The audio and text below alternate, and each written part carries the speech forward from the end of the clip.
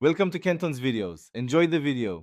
You'll start by opening Google Photos. Sign in if prompted, because your library syncs to that account.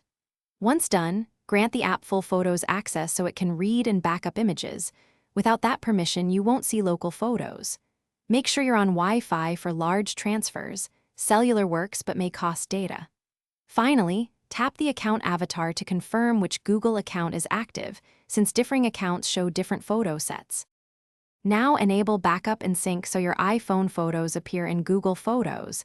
This is the central step. Choose Upload Quality. High quality saves space, original preserves full resolution, then wait for the initial sync to finish. Once synced, tap Photos for timeline view or search to find faces, places, or screenshots quickly.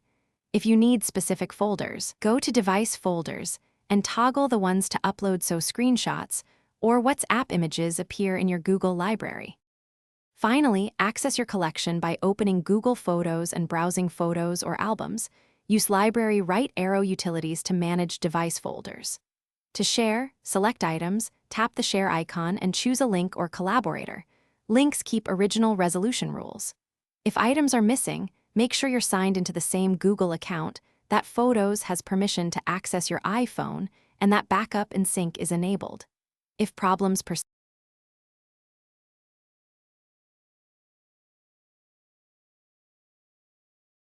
Thanks for watching. Consider subscribing if we helped you.